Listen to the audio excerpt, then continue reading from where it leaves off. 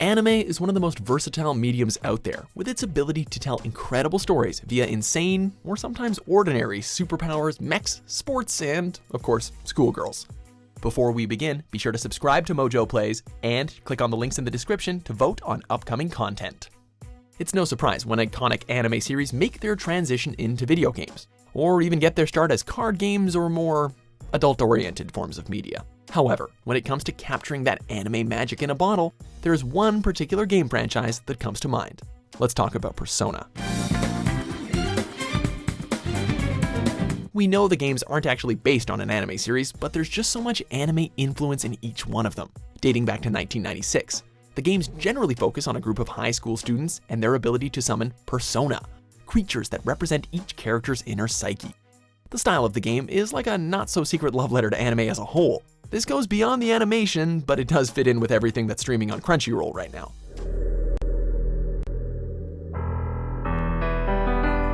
The series hits so many beloved anime tropes. The high school setting and cast of teenagers that don't fit in with the rest of society is classic slice of life territory.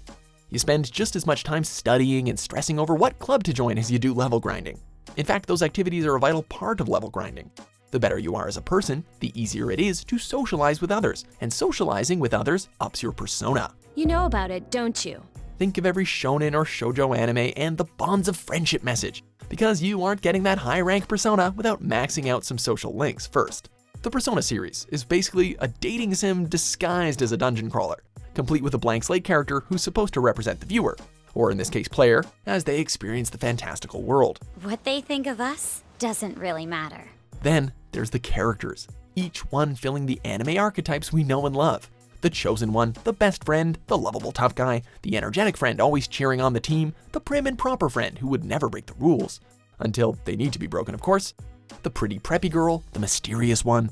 Each one of these are interchangeable depending on the game, the definitions slightly tweaked or combined whenever necessary. Hell, Persona even has the anime mascot animal, or cyborg. Let's be honest, a talking bear or cat is pretty far-fetched unless you're an anime fan who's used to seeing a random animal in a series because reasons. I am not a cat. Say that again and I'll make you regret it. It's not just the look and gameplay that makes the games feel like a long-running anime series either. It's the way they tell their stories too. As the games progressed, the summoning methods became a little bit more symbolic, kind of like watching that car scene in the Utena movie that made you go, huh? The members of SEAS would shoot themselves in the head to force the persona to come out before trekking through a twisted version of their school. The investigation team had to accept their true selves via intense shadow battles that took place inside a television. The Phantom Thieves went through a similar process while trying to fix the hearts of corrupt adults by stealing various treasures hidden inside their palaces. Oh, and there's an all-blue room that changes its appearance and attendance depending on the game. Welcome to the Velvet Room. But like any good anime series that doesn't seem to make sense on the surface, when you engage with the world, it all comes together. The games are basically coming-of-age stories wrapped in a bizarrely cool package. Again, a popular anime motif. As we said, the Persona cast typically consists of teenagers, but these teenagers soon discover that they have access to incredible power. This power takes the form of souped-up versions of their innermost thoughts and feelings. But they have to come to terms with who they are and accept themselves first. It's kinda better than robots coming out of your forehead, I guess.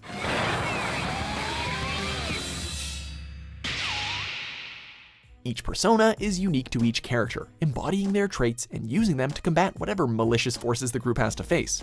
Konohano Sakuya is as elegant as her master, while Take Mizuzuchi is a large, thunderous presence to fit his master's need to use a folding chair as a weapon.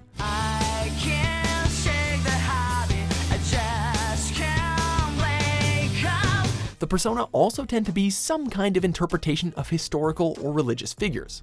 Or their Mara, because anime has no shame in its occasional weirdness.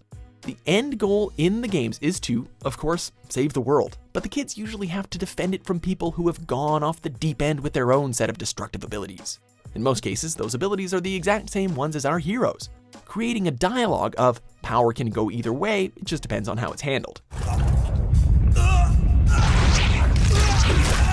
Then there's the true ending route, which usually revolves around a larger-than-life entity following the will of the people or attempting to reshape our flawed world.